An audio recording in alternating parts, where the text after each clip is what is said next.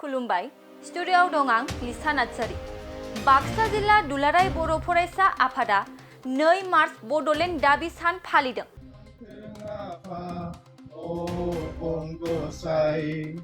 संसाराव गोजोन सुदेम बारा बारलांथों आफा गसाइ।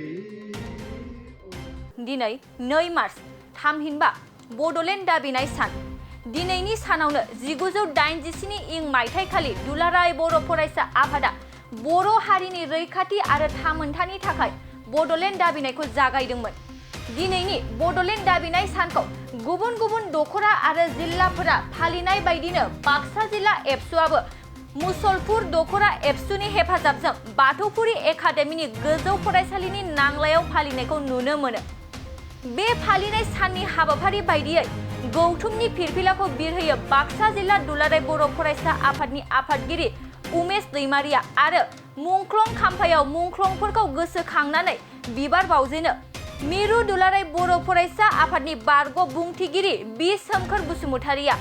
बे फालिनाय समाव एबसुनि गोबां बारग' बिबानगिरिफोरजों लोगोसे थुनलाइ आफाद आरो आइजो अनसाइ आफादनि बिबानगिरिफोरखौ बाहागो लानायखौ नुनो मोनो।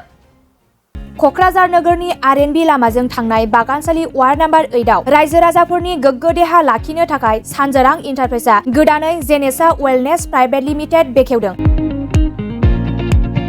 बे सानजोरां इन्टारप्राइज आयुर्वेदिक गलायाव मानसिनाव जानाय गेदेर गेदेर बेरामनि मुलिफोरखौ मोननो हागोन।